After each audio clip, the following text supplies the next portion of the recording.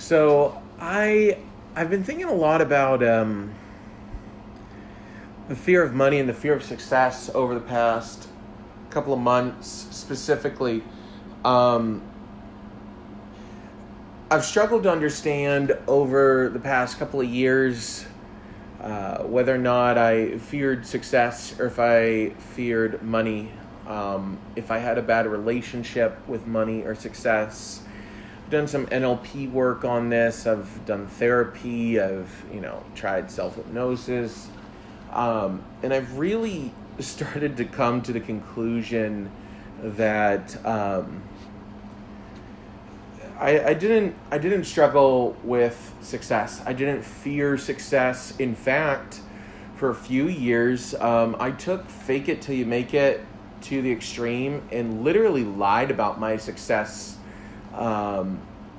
for a couple of years, and it was surprisingly easy. I was around a lot of believers, specifically religious believers, and they're pretty accustomed to apologizing when things don't add up, especially if the person that is lying to them is confident in the way they communicate, they speak. So they do a lot of apologist stuff. They fill in blanks with their own stories, give people the benefit of the doubt, and screw themselves over. That being said, I'm not afraid of success. Essentially, I've had the reputation of success. It's not all it's cracked up to be. Even the people that are doing well still somehow manage to live paycheck to paycheck with the debt system we live in. And oddly enough, something really hit me hard a couple of years ago. I was watching a cartoon called Rick and Morty. It's a very, very powerful philosophical cartoon, hilarious as well, as deep topics are typically bridged to humanity through comedy. I mean, comedy was one of the biggest contributing factors to the collapse of slavery in the 1800s, the women's suffrage movement in the early 1900s, the women's rights movement in the 1960s and 70s, the civil rights movement in the 1950s and 60s, the gay rights movement in the 70s and 80s. And I started to realize, I have a pretty good relationship with money and success. Success is something, it comes and goes. Same thing with money. But the difficult thing with money is kind of what hit me from the Rick and Morty episode, where they talk about society or civilization, and Rick had created these universes that he was using for his engine for his car, and it was he created this universe and this planet where these people, they work and do all these things, and it's society as we know it, and essentially they're doing something that seems mundane to us, like walking on a treadmill, and it creates energy for his car, and a scientist within that universe did the same thing that he did, and it was threatening the whole ecosystem because they were stepping on a box, and Rick told him, hey, you can't do that, and ended up killing that guy because he was threatening his car battery, essentially. And it was he created meaning for their world, but it was also meaningless. And it was kind of funny because it was they were doing all these things that we do for money, and I started to realize there's this quote that Morty said, that just sounds like slavery with more steps, because he was caught up on this moral quandary. It's sure, they're doing all this, they're getting good lives, leading good lives, but they're essentially his slave for to power his car. And he's no, they go to work, they have a place to live, they grow families, they breed, and when they die, they make more to do this over and over and over again. And Morty's that's just slavery with more steps. And I started to think about that a lot as a philosopher, and I realized, well, fuck, like, money is literally, you know, slavery moved from an ideology to objective reality. It's incrementalized and controlled.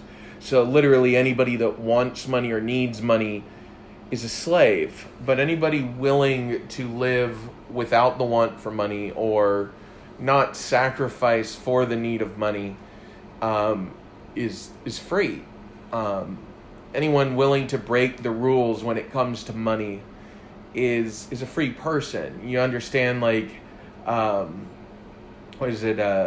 Harriet Tubman. She was essentially stealing dollars from slave owners by freeing slaves. And I think of money as the same way. Like, I'd rather free the construct of money from people who control it. And I think of the story of Robin Hood in that effort. And what's really, really interesting is I've now figured out my recipe for success, and even, oddly enough, my recipe for making money, creating intense value that threatens, you know, in my case, monetary systems and the ability to make, keep, and control money will create intense value that will ironically make probably billions, and make, you know, billions of people millions of dollars, and completely wreck the paradigm of money for the future going forward. And yet, like, it's odd. Like, I'll make a lot of money in this process, but I kind of look at it like I'm also stealing money in the process. I'm stealing money from people who have significantly more of it and putting it back onto the table in a way where they won't be able to take it from other people until eventually, like, we lose interest with money. And I look at it a lot like when I was a teenager, I was really, really into video games. I wanted to play video games all the time. I would spend like 8 to 10 hours a day just playing video games. And then when I was done with school, it was like, 18, and just like, I played a lot more, probably like, 18 to 20 hours some days. Like, I would play video games more than I would sleep. And I attribute it to, like, the same sort of cycle, like when some people go to college and they'll, party, and then they realize, like, oh, life isn't all about party. Or when people, like, work and they finally do something, they can make a lot of money, and they work, and then they realize there's more to life than work. And it's going to be the same thing when it comes to money. Eventually, we're all going to have so much of it, we're going to care less about it, which is kind of interesting because, with my history of, lying, it's odd. Like, when I became so good at lying and then decided that it was unsustainable, not because it was hard, things like, if you lie too much, like, eventually people are your lies are gonna catch up with you. That's not true anymore, actually. Everybody lies to each other so much, especially lies of omission. It's really, really easy to go your entire life lying. It's only hard if you're lying subconsciously, which I find most people do. So it kind of carries that stigma of, like, lying is unsustainable because it's hard. No, it's fucking, if you can consciously lie, like, it's really, really easy. And what's odd is the people who justify things like white lies and lies of omission, they're the ones who make it really, really easy to do what I did. But now it's really odd because, like, I started watching a show called Lie to Me recently, and I'm like, oh, that's how I can know when people are lying. And, they say it takes one to know one. It's kind of interesting. Like, the reason I stopped lying was simply because I didn't like the truths that I was starting to see, that, people were living lies, and they weren't really taking advantage of anyone else as much as they were taking advantage of themselves. And I realized I was doing the same thing, but I was doing it consciously. They were doing it subconsciously, and it kind of just was staring back in my face. Like, they don't even know that they're doing this, and I'm doing this to myself, and I thought it would all be justified because by the time I finally had the reputation I thought I needed, the money would follow, and it didn't, because people have things, but they kind of don't. So I saw a lot of people who looked like they were making millions, lived lifestyles like they were making millions, but they had zero liquid to let go of, and it was quite fascinating. So now I'm kind of in this spot where, like, I don't love money, I don't hate money, but I'm so indifferent from it that it pisses people off. You know, I kind of look at it like Robin Hood, like, you know, I'll take money from whoever I can get at this point. Like, I don't care. Like, when it comes to money, like, I don't have any morals regarding money anymore. Like, it doesn't matter to me whether or not it's stolen or whatever. I'm just looking for the easiest gain. And what's interesting is now that I give, like, zero fucks about morality when it comes to money, just as, like, you know, what percentage of slavery isn't slavery anymore? Is it, you know, 1%, 10%? Like, I look at it like 0% slavery is, you know, not slavery. So a world without money is, you know, a world without slavery, oddly enough. The only reason slavery still goes on in the shadows is literally because of money. And I've been able to see this more clearly now, to the point where, like, you know, I thought it was crazy how people could believe this. But now, like, I don't even have to believe it. Like, it's just, I've come to experience certain facts that, you know, it would be like denying 2 + 2 = 4. Like, it's just a fact. Like, if I have to sell people on it, like, they're not looking to buy. So I don't even bother trying to prove it to people. It's their responsibility to prove it to themselves. So at this point, like, you know, it's crazy. Like, I can be honest about this shit, and it kind of proves my point. Like, people are oblivious. They don't even have the attention span to see the truth right in front of them. Like, I offend their senses of morality so much that they can't even stand to listen to me long enough to even hear the things that they could take out of context to use against me, which is quite fascinating. And I think it was Socrates or Plato that talked about this a lot, that eventually, you know, if you follow the philosophy, or at that time it was, philosophy was science, so now it's like, if you follow the science path deep enough, because I think some people now get caught up on the philosophy side and not the science and logic side of things, which is quite similar to the people who didn't practice philosophy back in the time of, you know, Socrates and Plato. They were like, you know, the people who were anti-science, because back then, I mean, even geometry was pretty much just a philosophy back then. It hadn't even been turned into a form of mathematics. It hadn't even been combined with mathematics yet. I don't think that, I think that was before Euclid. Anyways,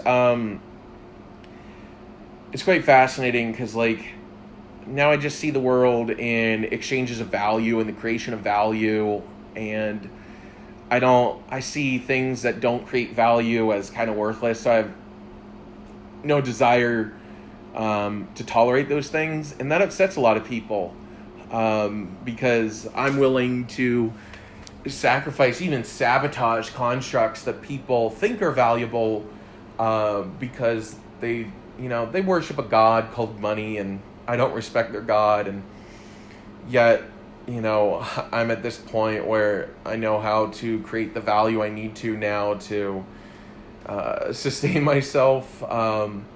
But, you know, it's interesting. It was the royalty that hated Robin Hood, but now it's literally anyone that wants money or feels like they need money, or that humanity can't do better than money, which I think is kind of funny and closed-minded. Of course we can do better than money. I mean, we've done better than money several times and upgraded money to the point where now it's, you know, at one point, the most successful monetary system, even more successful than the monetary system we have today, was literally the notch stick.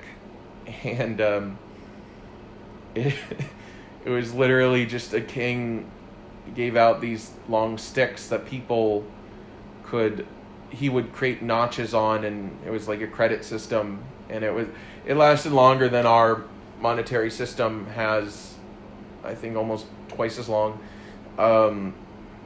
It was also more secure, but the world is so interconnected now that we've outgrown the need for money as we know it. We just need exchanges of value and ledgers, and the rest kind of takes care of itself. That's kind of what money was. Like, people tracked money and created ledgers because money was this universal value node that everybody wanted, but now, it's kind of keeping us from gaining value. It's become a distraction. Same way, our phones can be a very valuable tool, but they can also be a massive distraction. So I just wanted to put this out there in the ether because I think it's kind of funny that, like, I can talk about this and people will get upset or nobody gives a shit. But I feel like in a couple of years, people are going to be sharing this shit, and people are going to know more, and we're going to move on from an era of who knows better to, how do I know more? How do we move on from how can the world help me to how can I help the world? Not what can the world do for me, but what can you do for the world? And that's it. Like, it came to a point where I had to realize I just had to shut up and do it. I had to stop complaining that nobody was doing all these crazy ideas that could logically work and just do it. And I've found so many people doing this as well that I'm like, I'm kind of late to the party. There's a lot of people who have gone a lot further than me, working on this in the areas that, they're great at and they're talented at. And I'm realizing, like, I'm a little late to the party, but if I had shown up a few years ago, they probably wouldn't have appreciated what I know as a marketer, as, an aspiring educator, and I guess kind of an aspiring influencer, I guess you call it right now. I'm just trying to put my thoughts out there, and if anybody wants to use them to lead themselves, give themselves confidence that they're not wrong because they're just so damn tired of feeling not right, that's why I'm putting this out there. So more power to you. If you feel like you're having a mental breakdown, keep in mind that you don't have to sedate yourself. You don't have to believe that you're crazy. Remember that the opposite of crazy is still crazy. So if you seem to be going in a different direction than everyone and you feel crazy, you're just on your path. And on the other side of every breakdown is a breakthrough. You just have to be strong enough to, survive it and grow on the other end and look for that lesson, learn that lesson, and stay patient. Remember that it may not come right away, and you may have to let go of the fact that you can't find that lesson right away, but also don't try and bottle it up and, forget about it because you trick yourself into believing that it's a mistake if you can't teach yourself a lesson. Now, keep it there, keep it open, keep it in the back of your mind. Eventually, you're going to collect the data you need to learn that lesson and teach yourself that lesson, because remember, we live in a world full of 7 to 8 billion mentors, but there are no such thing as teachers, just as there's no such thing as imperfect. Everyone is equally perfect, and imperfection is something we've made up. That's it. So believe in yourself.